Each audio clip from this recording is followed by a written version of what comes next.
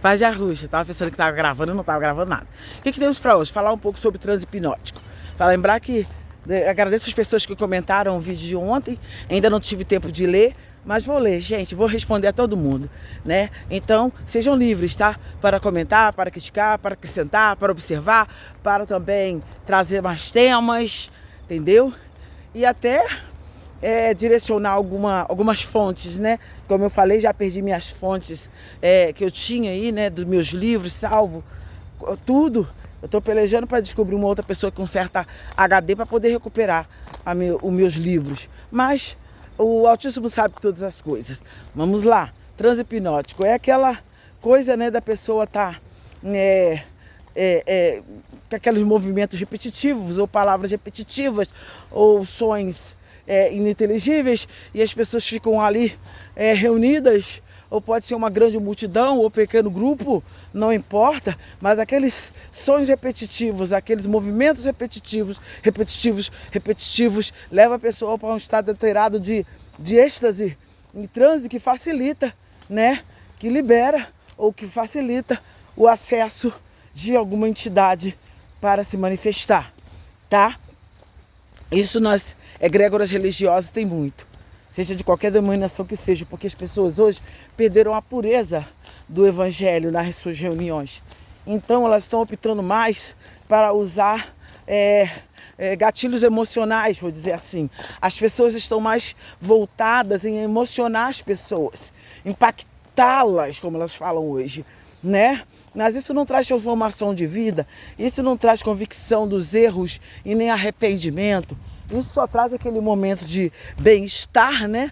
Que a pessoa sente, né? Ah, eu tô sentindo Deus. Depende do Deus que está sentindo aí, né? Mas elas não querem saber, elas querem sentir Deus. O próprio conteúdo dos louvores já fala, vem visitar.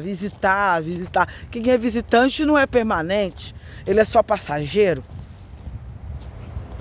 Que eu saiba, o Rukura Kadosh habita dentro de nós. Então esse é o conteúdo. Então, dependendo do lugar que você está inserido, mas em todo caso, seja o grego ou seja hebreu, né, as entidades estão sempre nesses bolinhos para poder se alimentarem. Como eu falei no outro dia, parasitas emocionais. Então, eles passam, né, você a abrigar uma entidade ou um parasita que vai te acompanhar, porque ele quer se alimentar. O objetivo do parasita é se alimentar da nossa energia vital. Então, quanto mais emoção extravasando, o banquete é o melhor que está tendo para eles, tá? As pessoas não têm sua emoção sob domínio próprio. Está sempre alegre demais, chega a virar histeria, né? Ou estão iradas demais, enfurecidas, ou elas estão tristes demais, deprimidas até morrer. E tudo isso é o que, gente? Presença de um parasita emocional que está ali sugando, se alimentando dessa explosão emocional, seja ela qual for. E tudo, muitas das vezes, inicia-se dentro de uma egrégora. A egrégora pode estar dentro do boteco, onde as pessoas se reúnem para poder beber, né? E brindar, né? Aquele brinde, né? Todo mundo com um copo de pimba, um copo de cerveja, ou um copo da bebida que profana que for, e vão ali, saúde! E dali dando abertura com esse movimento singelo para que um parasita venha andar contigo, entendeu? Você deu a legalidade no meio daquela egrégora, brindando, né, a saúde de quem? Da entidade a qual vocês estão brindando.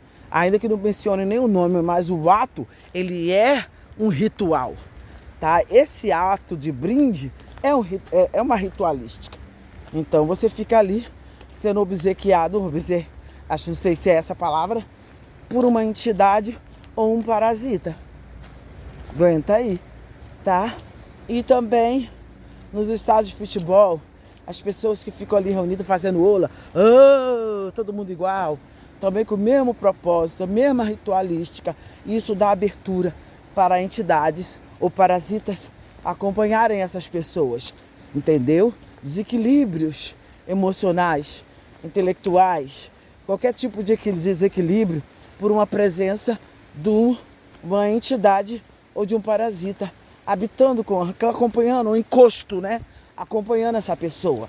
E sem contar também as espiritualistas, né? Onde a pessoa vai lá, roda, roda, roda, sacode, sacode, sacode, a um ritmo repetitivo, daqui a pouco está incorporando uma entidade lá qualquer que diz que é do dia, ou que é da cabeça dela, ou chefe da cabeça dela, ou então, sei lá, que alguém manda habitar no corpo dela. Então ela passa a ser, então, ter uma dupla, ou tripla, ou múltipla personalidade de acordo com a entidade que manifesta nela, com legalidade também. E as egrégoras evangélicas? Irmão, está correndo o mesmo perigo.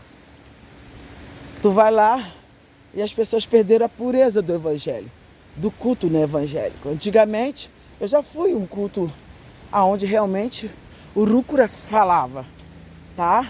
Hoje em dia está raríssimo, porque as pessoas também têm essa mesma coisa de pegada emocional, de ritmos repetitivos, de cantigas repetitivas, de palavras-chave para as pessoas entrarem em transe hipnótico. E é perigoso, porque essas entidades são inteligentes. Elas sabem que o evangélico tem medo que se pela todo de demônios. Mas não existe só demônios, tá? Tem seres, espíritos que não incorpora. Basta ele poder estar ali, inspirando uma mensagem, e desvirtuando todo mundo para um evangelho um pouquinho mais light, vou dizer assim. Então, eles não precisam realmente se incorporar. Eles usam a metodologia do engano, se aproveitando da ignorância do ouvinte, para poder injetar raízes de engano. Por que eu estou falando isso? Tive essa experiência. Na época que eu morava na Bahia, já falei que eu sempre ouvia muitas vozes, né? Muitas vozes. E eu não sabia discernir as vozes. Na maioria, só ouço, mas não sei quem é que está falando. E eu não tenho controle, porque hoje em dia não, claro. Hoje em dia eu já me protejo mais. Hoje em dia eu fico vigiando sobre essas coisas, essas circunstâncias, essas vozes quando começam a querer me assediar. Eu já sei a arma fatal contra elas. Qual é a arma fatal, irmã Janice? Oração! Tá? Isso derruba, né? Fortalezas do mal. Então, aí eu volto a ficar tranquilinha, em paz. É só orar. Oração é a chave. Mas lá na Bahia eu não sabia disso. Então, muitas vezes aquelas vozes vinham falar na minha cabeça e iam falando como se fosse Deus. Vou dizer assim, Deus, tá? E eu não sabia disso, eu não tinha discernimento. Então aquela voz vinha, abre tua boca, profetiza, fala com fulano, fala com ele naquilo. E eu não queria. E aí vinha ameaçar, se você não for, eu vou ferir tuas pernas, eu vou deixar você doente, um monte de ameaça. E eu com medo das ameaças, porque ignorante em tudo, eu ia lá. Entendeu? Mas só causei confusão, tumulto e problemas para o meu lado. E eu ficava com aquele vazio existencial total dentro de mim. Custou. Eu não entendia nada. Eu não sabia o que estava acontecendo. Eu não tinha ninguém que me explicasse o que estava acontecendo. Gente, é horrível você estar passando por uma situação de assédio e não tem ninguém que te oriente, não tem ninguém que fale a tua linguagem. E no meu caso, como eu era muito perturbada desde a minha infância, eu não encontrava rimo em ninguém. A falta de confiança. Se as pessoas que eu mais confiava, que eram meus progenitores, me falharam comigo, então eu preferia ficar atravessando meus dilemas sozinho, mas aquilo estava pirando com a minha cabeça e acabando com a minha saúde mental, né? Porque não chega ninguém que eu falar. Até aprender, gente, foi um achado também, que orando você vence, entendeu? Mas não é somente orando, entendeu? Eu passei por uma circunstância terrível, que a entidade me pegou pelos cabelos. Ela não chegou a entrar no meu corpo, mas ela tinha domínio sobre o meu corpo, me arrastando pelos cabelos para a beirada da praia e querendo que eu me atirasse no mar e acabasse com a minha vida. Mas eu não fiz isso, eu ficava só observando aquilo, sem entender que isso é esse que fica andando comigo para todo lado, segurando meu cabelo, me arrastando para cima e para baixo. Eu não entendi que situação era aquela. Então voltei para casa, deitei para dormir, e nisso saí do meu corpo e me vi lá dentro do centro de macumbaria, uma estrela desenhada no chão e uma bola, e eu no meio daquela bola, e aquela entidade dizendo que sempre tentou me matar desde quando eu era criança e nunca tinha conseguido, mas agora minha vida estava na mão dele e ele ia me matar naquele dia. Eu me lembro que eu só clamei ao Pai Celestial, clamando: Pai, em nome de... Eu falava Jesus, não tinha conhecimento do nome certo. Em nome de Jesus, tem misericórdia de mim e me dá esse livramento. Então, voltei pro meu corpo. Nisso que eu voltei pro meu corpo, consegui ficar livre daquele ser, né? Daquele ser, por uns dias. Mas a batalha ainda durou uma semana de perseguição. Uma semana. Toda vez que eu saía do meu corpo, eu vinha querendo me arrastar para colocar eu dentro de um caixão e lutando para fechar o caixão comigo dentro. E eu clamando, daí a pouco, pedi ajuda dos irmãos também em oração. E os irmãos, eu tô pela visão, né, com a visão pura, olhar para mim e via o espírito da morte me perseguindo. E eles orando por mim. Eu muito doente, fui adoecendo.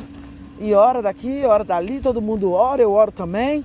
E orava, os irmãos deitavam para dormir, eu deitava para dormir, mas antes orando, eu entrava e dormia no sono orando, e orando sem parar, orando sem cessar, porque eu estava sentindo a presença da morte, e os irmãos também vendo a morte comigo, e eu sabia que aquilo era verídico, porque eu estava vendo. Eles não estavam vendo, mas eu estava. E clamando, em oração, o tempo todo, orando, até o jugo ser quebrado.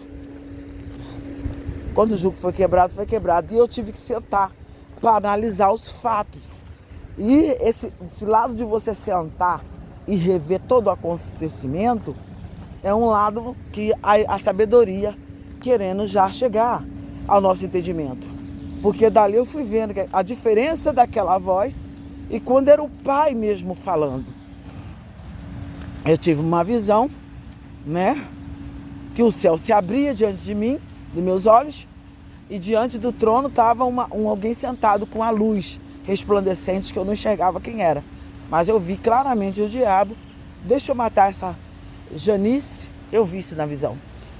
E a voz do Pai disse que não.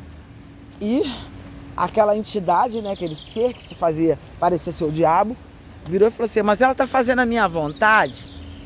E a voz lá de cima do trono dizia: ela é minha. Não.